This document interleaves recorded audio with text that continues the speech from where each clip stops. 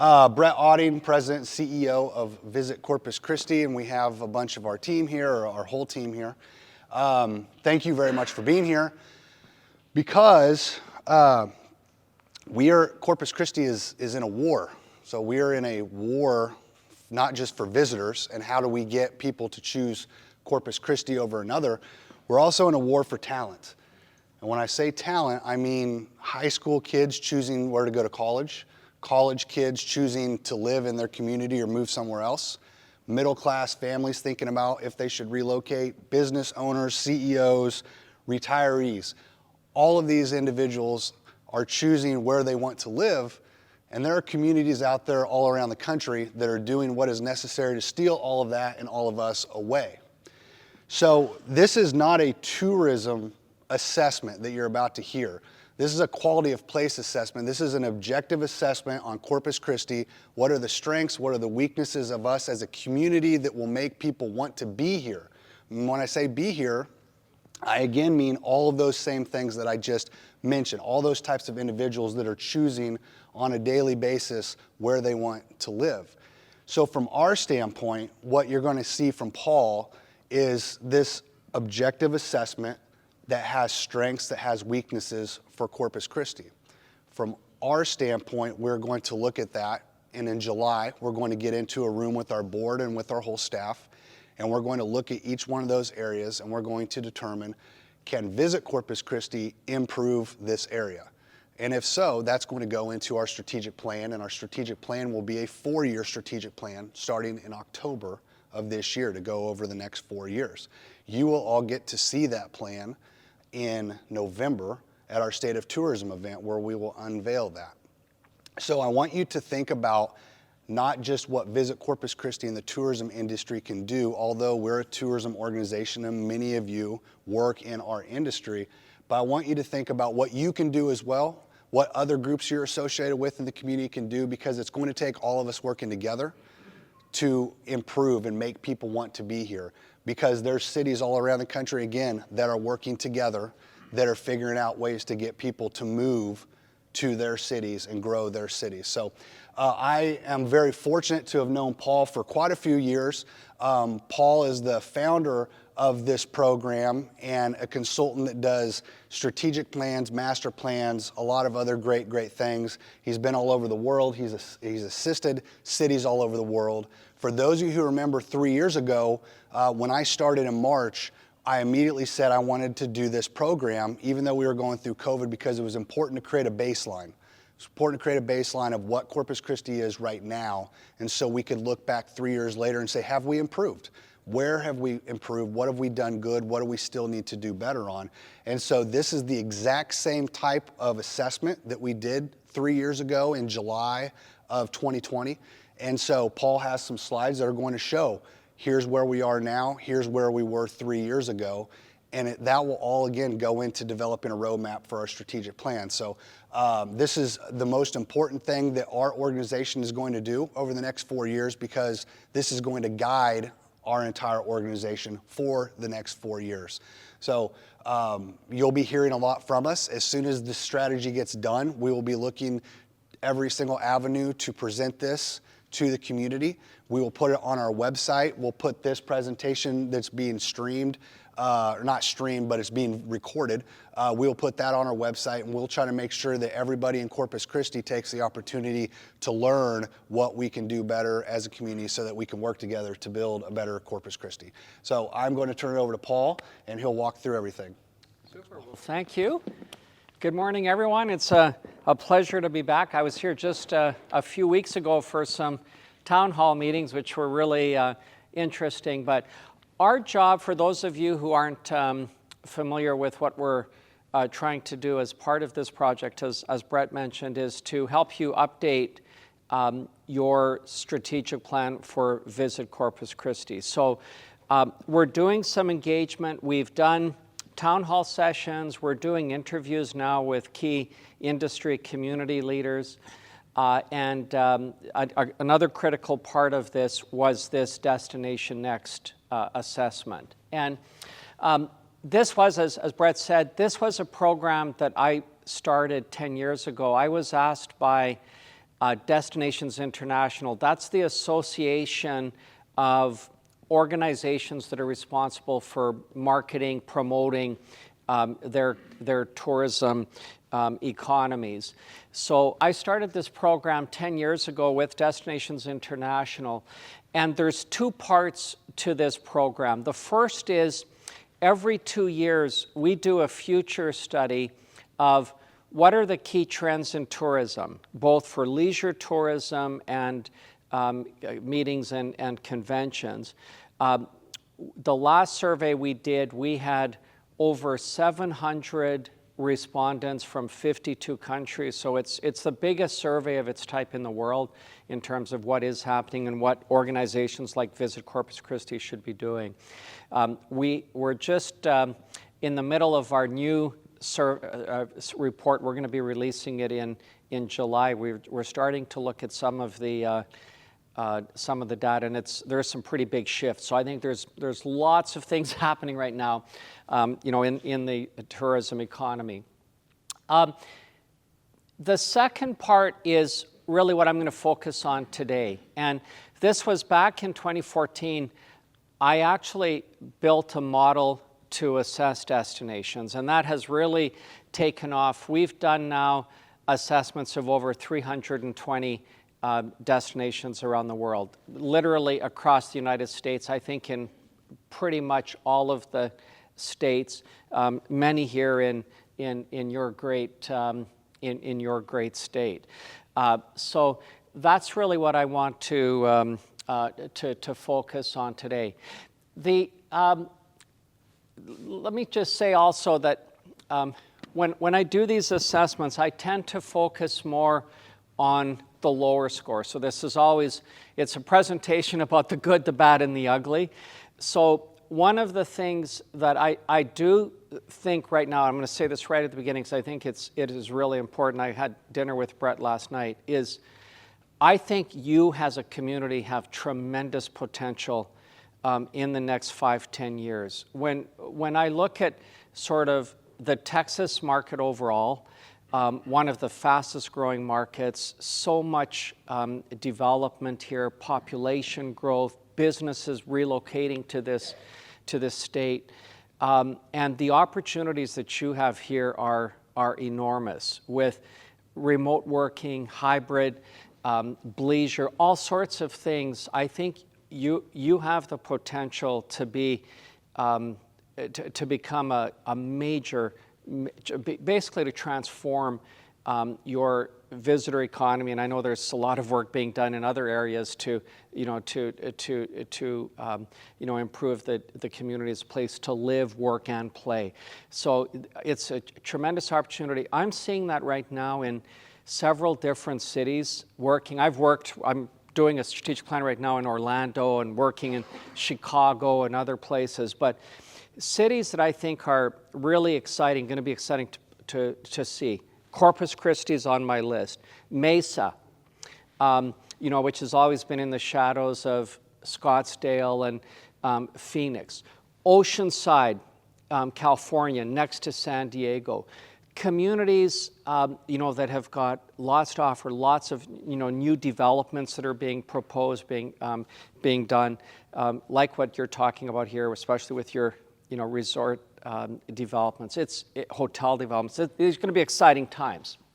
So anyways, the scenario model. So basically back in 2014, what we determined, and I believe this is even more relevant today, every destination, there's two critical success factors. The first one is how strong your destination is from a product perspective. This is attractions, events, facilities, infrastructure.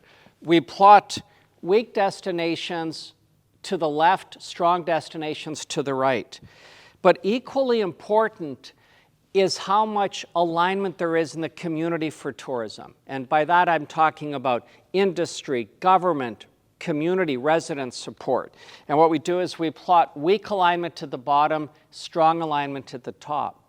When you intersect these two driving forces, you have a formal scenario model where you have 4 completely different quadrants, different realities that destinations find themselves in.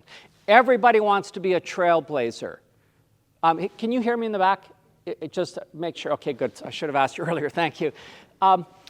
Everybody wants to be a trailblazer. About 40% of the destinations that we've assessed have been in the trailblazer category. The category that actually has the largest number is this explorer category. So they're sort of communities that are just trying to sort of build their hospitality industry and visitor economy. The way that we do the assessment is we have 12 variables that define destination strength. Now, when we started this program, we had 10 variables, and we've made a couple of changes in 2021. Obviously, with the pandemic, with all sorts of other issues, we had all sorts of significant environmental challenges, disasters, forest fires, floods, all sorts of things.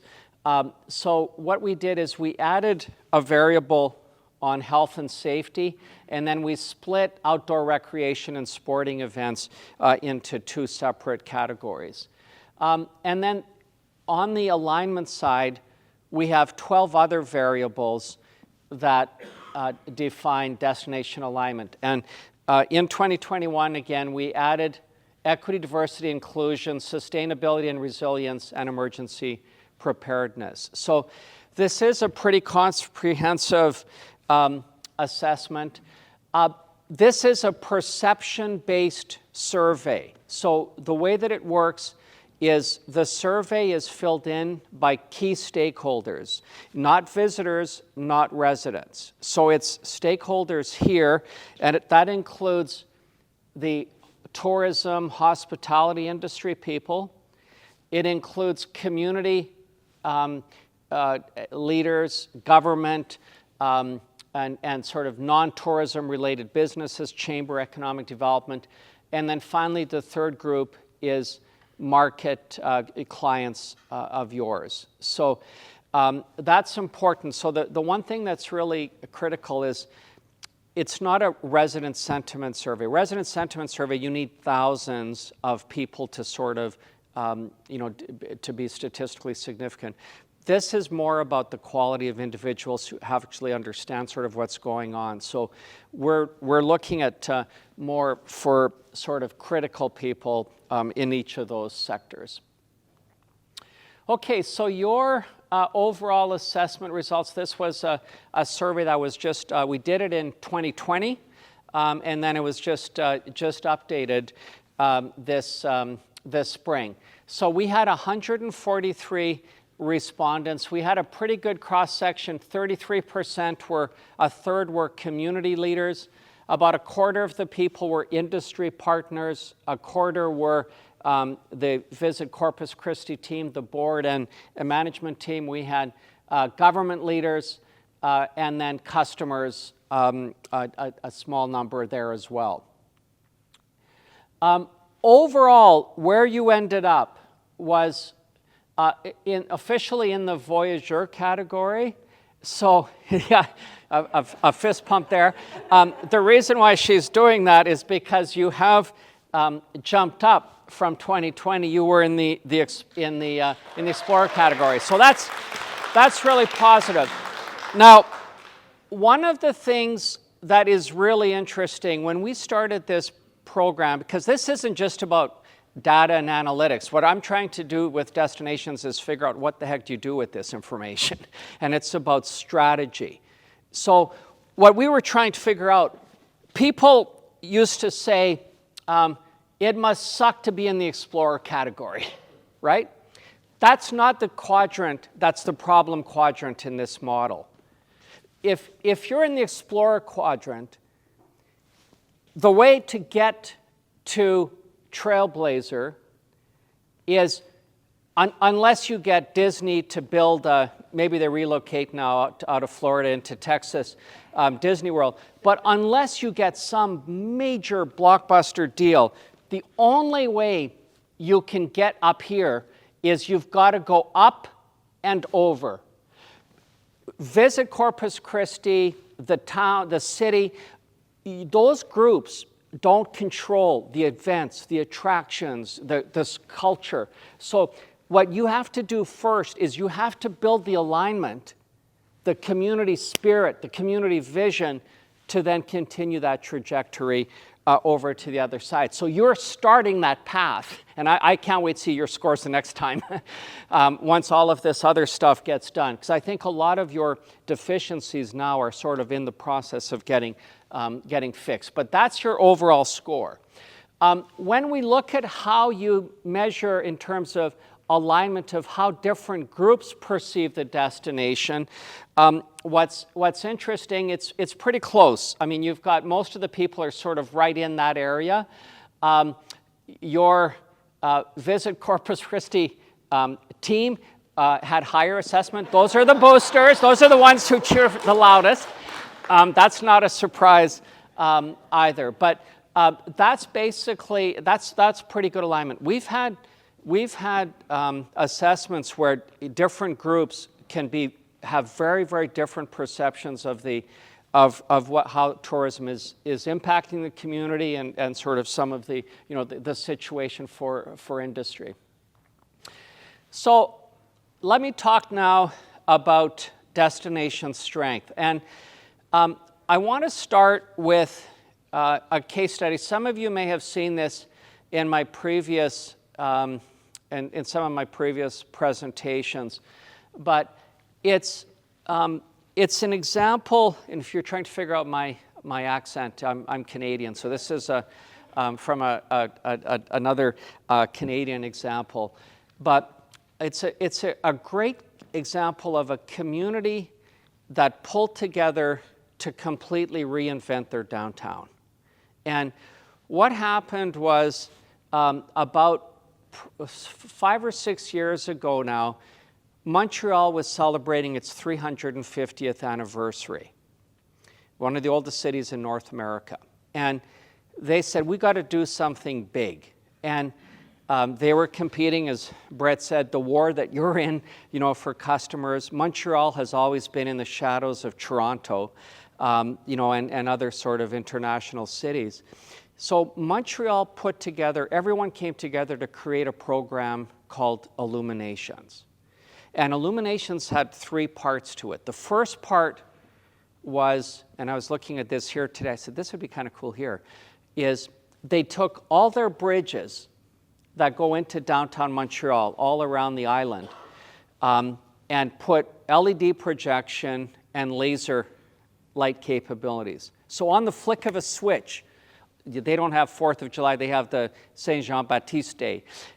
You can do literally an Olympic opening ceremonies type of an event that completely lights up the whole city. The second part was they took a beautiful old basilica. This is St. Joseph's Basilica, one of the most sort of famous churches in Canada. Celine Dion got married there. And they created a light show inside it called Aura. And Aura, A-U-R-A, I'm not going to show you a video of it, but if you want to see a spectacular experience, Aura has just been blocks, city blocks, people lining up around an entire block to experience this show, people coming from all over. The third part, the part that I like the most, is called Mémoire. Mémoire in French is memory. And what they did is they created 25 videos honoring the people, the culture, the history of Montreal. And what they did is they set up LED projectors all over downtown Montreal, a big area. This is, miles across. And they put LED projection on all of the buildings on the exteriors with an app. And at nighttime, these shows will appear on all of the different buildings, completely lighting up their downtown. You can actually read about what the story is of each of the videos. You can, if a building is not active, you can actually turn a video on. So this is Memoir.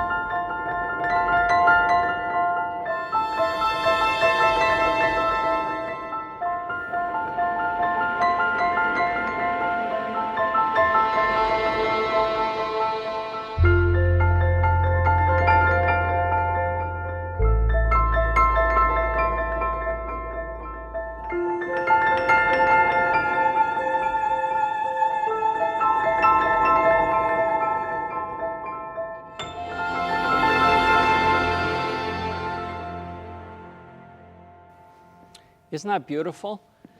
So what's interesting about Montreal is since that program was created, this was originally going to be for 5 years. The residents loved it so much, the politicians, visitors loved it so much. They've extended it, they've announced it's going to be continued for another 5 years. They've actually created some of these to put them inside buildings now in one of the main hotels in downtown Montreal to create a ballroom, sort of like some of you have probably seen the Van Gogh type exhibit, those types of things. Montreal, at the same time as doing this, expanded their convention center. Sound familiar? And what ended up happening is Montreal now surged. It had never been in sort of the top 25 rankings for top destinations in North America. Watkins Research does an annual poll, and Montreal since then has just shot up, and this has really pissed off Toronto. But they've really moved up. Communities working together can make a big difference, and this is all about sort of destination strength and alignment. Now, let's talk about destination strength. So when we look at, here's your 12 variables. It's a relative weighting index, so we work with you to figure out which of these are relevant. If you're just a drive market, air access might not be as important, or if you're a leisure destination, convention facilities may not be as important. So we first determine which of the variables are most important. In your case, they were all pretty critical. These are your scores compared to industry averages. So what we see here right now, and again, as I said, these are going to change, I think, in the next few years. But most of these right now are falling below. If it's red, it's you're below the industry averages. Now, I'm going to show you sort of some of the things why some of them are sort of trailing. When we look at your scores compared to 2020, a couple of them have actually improved. Communication infrastructure, attractions and experiences, and then some of the others have decreased in scores.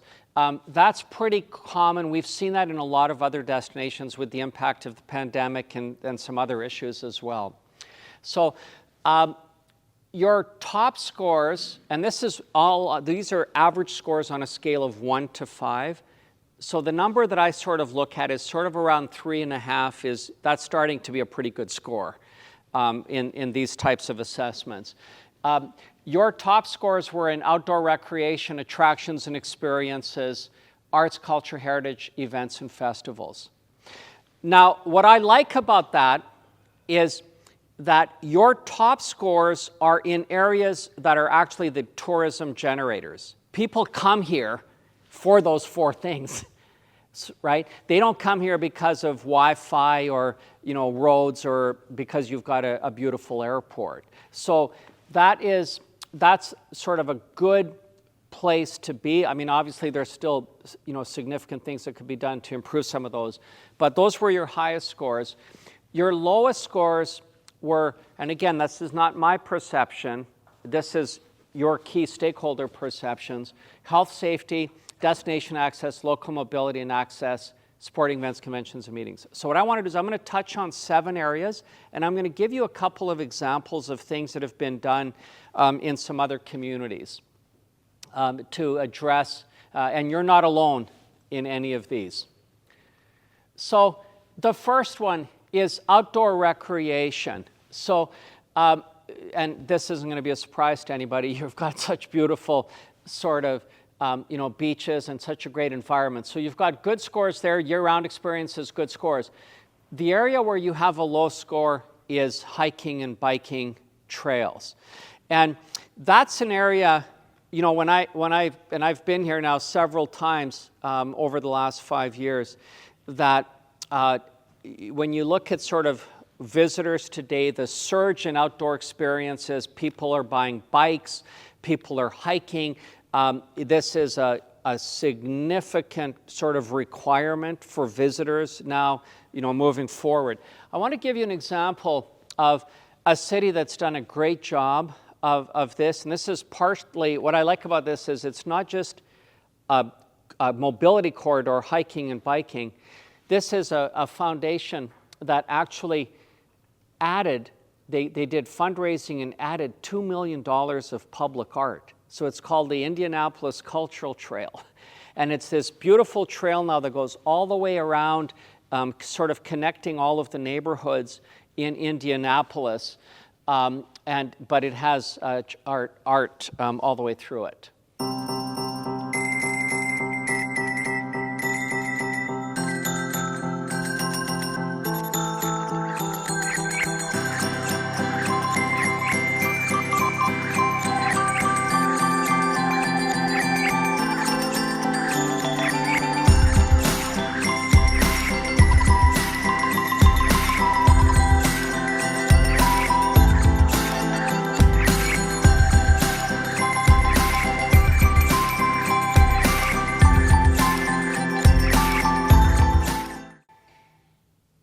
So that's, again, a program that we really like. On the convention and meeting side, the unique offsite venues, I think, that is an area that you do have some good opportunities there. It's really about, the competitive convention and meeting facilities, and especially your headquarter hotel capacity. And I know that, that's, you're actively working on that. There's 3 hotels that this area here, I think, is a significant opportunity as that development, gets put into place. You're going to be in a much stronger position. We're seeing in the meetings and convention space, and people ask me all the time, are meetings dead after the pandemic? The answer is no. Meetings have come back very, very strong. And the other question is, are we going to see more hybrid meetings? And the original sort of feeling was we were going to see a lot of hybrid meetings. We are not seeing that anymore. The consensus, and we're talking to organizations in the future study around the world, convention centers, convention bureaus, the feeling is that hybrid meetings are not going to be sort of a major force. We're going to see more sessions. Organizations, especially associations, are going to videotape and record sessions more and then try to sell that later. But most organizers of hybrid events are in hospitals now with nervous breakdowns. It's a very, very difficult model to keep people that are shopping on Amazon at the same time, and then in live performances. It's really hard. So we're really bullish on meetings and conventions. Lots of cities, and just here, I mean, this is an example of in Louisville. They expanded their convention center. They added 8 hotels, 6,300 rooms in their downtown. You look at what Nashville has done. And here in this state, I mean, in Dallas, they've just announced a major expansion. Houston, what they did with their expansion, getting ready for the for the Super Bowl, hotels and convention center expansion. So this is an area for you to be in this game. This is a tremendous way to showcase, this wonderful community, your great, coast here, to people. So this is really exciting, I think, for all of you. On the accommodation side, and this is really the other area that is a negative now, low scores, which could be really transformed. And that's, adequate high-end hotel supply and beachfront hotel supply. So, all of the, development there, I think, what do you have, about 2,300 rooms in the pipeline? Was it about 2,300? That's phenomenal, and higher-end properties. So you're really poised, in the next 5-10 years to completely sort of transform this region. That's going to be good for retail, for restaurants, for the arts, culture scene. So lots of exciting things there. On the sporting event side, lots of communities, are really looking at getting more into the, the sports market. So this is an area that is of interest. Some of the Frisco, other cities have really killed it. One great example of a complex that has been unbelievably successful is Grant Park, just north of Indianapolis again. But 400 acres, 26 baseball diamonds. They've got 31 multi-purpose fields. Their first year that they were open, they attracted 1.5 million visitors from out of their catchment area. So we're just doing an update there of their strategic plan. We just were looking at some of their geolocational data. It's actually funny that the number 3 biggest driver in that county is IKEA. There's no other IKEA in the States. Everybody drives there to go, but Grand Park is by far their biggest generator. But I just want to show you just a quick video of this facility.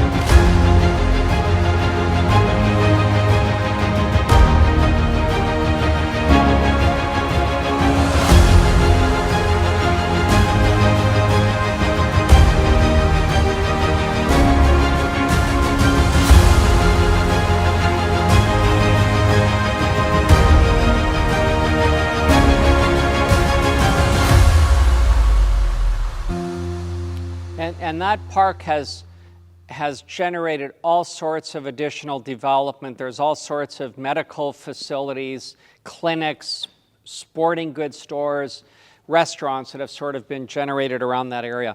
There's an even more impressive park now in Mesa called Bellbank Park that has just opened last year that is just unbelievable. So again, lots of stuff in this area. I think that the last couple of areas, destination access, I know in our interviews, air access is, is a challenge for many destinations. If you're a non-hub airport, that's that's the reality that many communities find themselves in. So you're really a spoke really to some of the key hub airports. But the airport itself, low scores, and then air service. Some communities, quite a few communities, are actually very aggressively sort of active in trying to work with airlines, especially low-cost airlines. You're not getting American Airlines to relocate its hub or to sort of bypass, Dallas. United is committed to Houston. So you're really, the strategy is to work with low-cost, ultra-low-cost carriers, and I know you're doing that now, but it's really to try to build that point-to-point service to as many destinations as possible. So a lot of times, there's incentives that are involved in terms of negotiations to try to move up the list of potential markets. Local mobility and access, and here I've already talked about sort of the, bikeability, walkability, but again, really low scores in terms of walkability, bikeability, public transportation, signage, road capacity. So I know these are issues. We're lucky to have the city manager here. He hears these things, I'm sure, all the time. This is more than just, visitor stuff. This is, residents are deeply affected and interested in all of these pieces as well.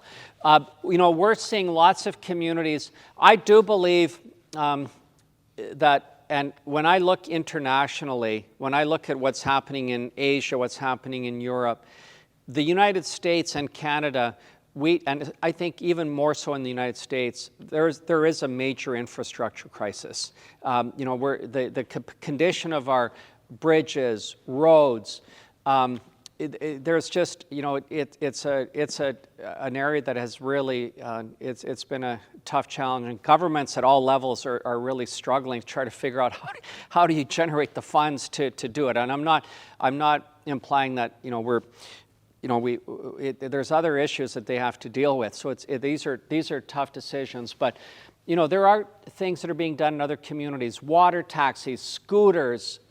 Some communities have got special sort of free public transportation in Breckenridge, Summit County, trolleys, all sorts of different things depending on, the sort of the dynamics of communities that can be done. The last area is health and safety. And this, again, is one of the things that has probably been the biggest sort of surprise to me, and it's been tough to see this for so many communities, is we added this in 2021, and this is looking at obviously health safety, but also crime, perceptions around crime, litter, homelessness. And my perception initially was that that's a big city problem, and that is not the case. Smaller destinations and communities way smaller than you are facing significant challenges here. And so, these are pretty consistent, but homelessness, litter, perceptions around crime, these are, things that I know you must struggle with all the time. But again, you're not alone here. But again, there's communities that are working together to deal, not far in Dallas, they've got a sort of a 24-hour Dallas, programs to sort of try to improve public safety, more lighting. I was in Mobile, Alabama yesterday, and their downtown development district is actually talking about hiring private security to sort of supplement police forces. So many cities are just don't have the police officers that they need. So this is a big deal. This is probably if we think we've got problems in the hospitality industry in terms of workforce, I think the police, it's an even bigger short-term and long-term problem that we've got to figure out how we're going to deal with some of these issues. Let me move now to destination alignment. This is a shorter piece because you're doing much, really pretty good scores here. So out of the 12 variables, same model. This is your report card. 3 of the areas you're actually above average, and I'll show that to you in a sec. And then just 2 areas you're under the average scores. And again, since your last one, and that's why you moved up into the Voyageur category, is you have made significant improvements, and I think that's probably a credit to a lot of the people who are in this room who've been working together, industry, government, community leaders to improve that alignment.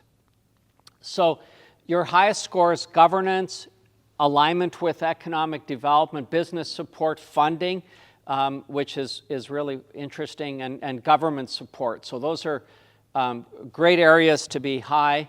The only 2 that are really below 3.5 are workforce and hospitality culture. So I'm going to just I want to touch on 4 of these areas specifically. So the first one is workforce. Workforce, there's not one meeting that I go to in any city where workforce isn't mentioned in the first 5 or 10 minutes. Workforce, what I'm seeing is it's a bigger issue in smaller communities than it is in the bigger cities, where people have the ability to sort of choose different locations to live.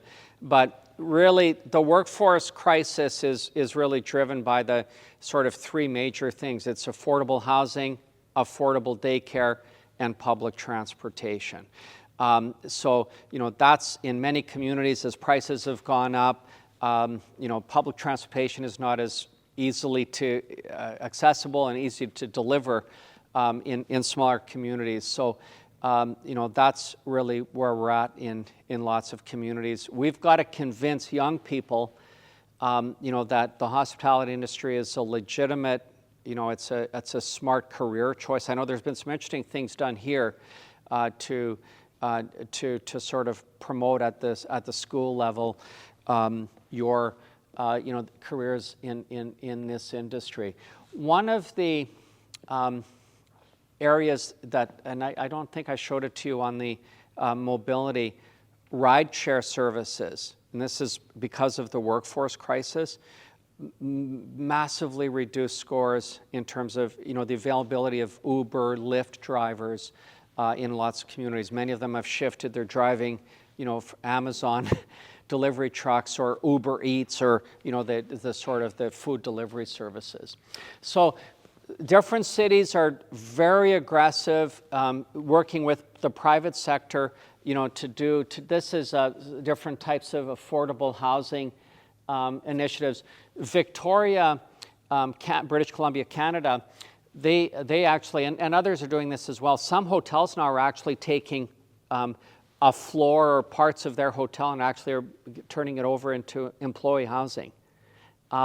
You've got, Breckenridge is working with with resort operators to lease land, then that it can be built by the developer and then rented back at a subsidized rate to their employees. Same thing sort of is happening in Jamaica. Park City's doing, lower income sort of accommodation units. So quite a bit of stuff that's being done there. On the hospitality culture side, this is one I watch because if you have low workforce scores and workforce, you've got a lot of transition, which is what's happened. You have to make sure that those culture scores don't drop off. So it's really about training, customer service, working with colleges, different groups. Potentially to look at how to expand training and facilities. In North Texas, we love a program there that is for hotel association internships. Lots of different organizations in different places are looking at how to work in this space. But I think workforce and customer training, hospitality industry training are 2 things that many organizations are looking at. Just the last 2 that I wanted to just finish on. You have pretty good scores here, but I would not take these for granted, and I think it's to really continue to build this. Is one of the challenges we have in a lot of communities is residents, community organizations typically don't understand the importance of tourism to their communities. And you know, when visitors come, some people focus on sort of, you know, the congestion or, you know, different things that you know, can result from visitors. But visitors dramatically improve the quality of life for local residents. That, you know, they create opportunities for improved retail, for, you know, all your arts and culture, restaurants. If you didn't have visitors, your economy and your tax base in terms of, you know, sales tax, you know, dramatically reduces. So it's important to make sure that you build that awareness of sort of residents, to be nice to visitors and to support, you know, our important industry. This is, I think the tourism industry is number 2 or 3 largest industry in the world in terms of employment. So this, and it's the same in the United States. So this is a very, very important industry. Some communities are starting to set up resident advisory councils in Berlin. They actually have, a lot of them have sort of customer advisory councils, meeting planners, those types of groups. Now some of them are actually doing resident councils to get input about, you know, different tourism, you know, developments and initiatives. And really the last one that I just wanted to end on is a campaign in Monterey, California. This is a campaign that's generated tremendous, it's gotten a lot of praise. It's been a very successful campaign. It's called Sustainable Moments. It's focused on sort of sustainability, protecting the very sort of fragile coastal environment. That's where Pebble Beach, Big Sur, you know, I was thinking about this area as well, very relevant for your beautiful sort of coastal waterway system here. But this is Sustainable Moments. And this is the end of my presentation, pretty much.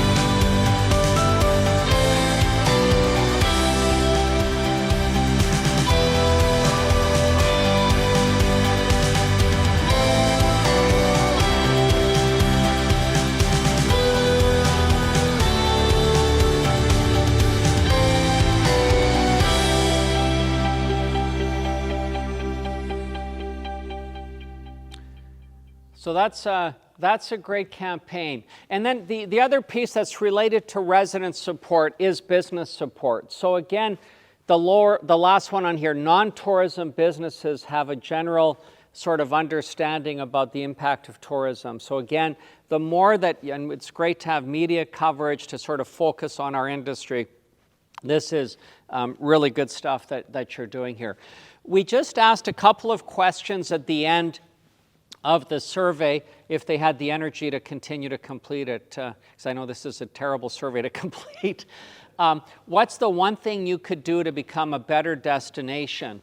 And lots of comments, these are verbatim comments, lots of comments about, as we just talked about, you know, accommodations, getting more resorts, hotels, convention center, you know, talk about sort of continuing to build out your attractions, experiences, and outdoor recreation and trails and shoreline activities.